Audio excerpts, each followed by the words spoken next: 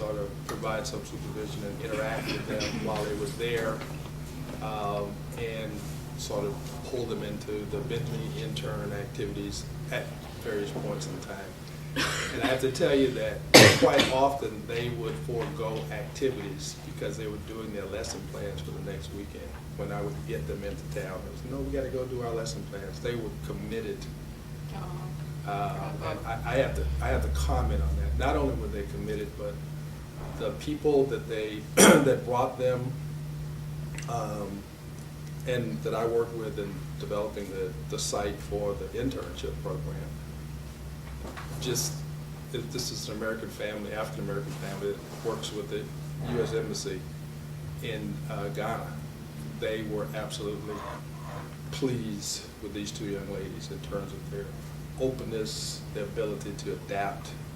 And they said, if we can get 10 more like them next year, 20 more like them next year, those are the kinds of young ladies and people that we want to come that are open slates, willing to learn, and are teachable spirits. So I just wanted to comment as somebody who was on the ground with these two young ladies during the entire time that they were there, and just to let you know the quality of the people and the students that we have here at Wheelock College. You know, I'd be remiss if I did not make that kind of a comment and also say that this is a grand opportunity for students here. This university ought to be doing everything it possibly can to develop this kind of an opportunity so that students have that outlet for growth, for cultural border crossing experiences, to learn and grow by interacting with other cultures. And that's what this is really about. So I certainly hope the internship program will happen again next year. I'm planning to be on the ground again. I mean, my involvement was cursory, although my activity with Bentley was the result of that.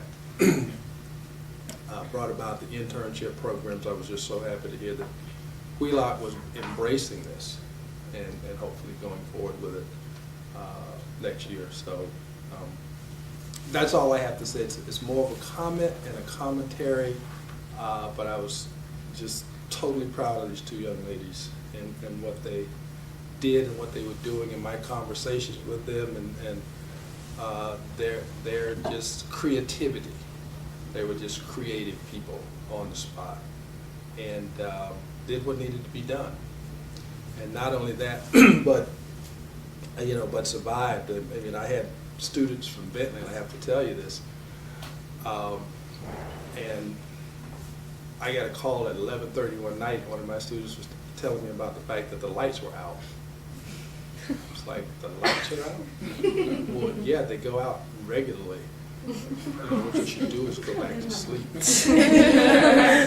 And, needless to say that young lady went home because she was definitely not ready for that experience, and not everybody is. So, these are things that we need to be aware of. There's not a McDonald's on every corner. And these young ladies were traveling by Trotro, and I've traveled by Trotro. If you want to learn about the culture and the people and what's happening in the daily lives of everybody, you jump on the local transportation. That's how you really get culturally immersed.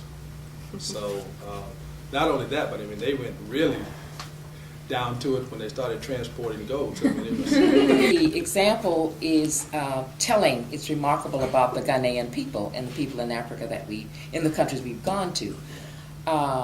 I think that we would have had an incident in the Globe if we'd had two people from Roxbury holding a goat in Weston, or just walking down the street in Weston, for that matter.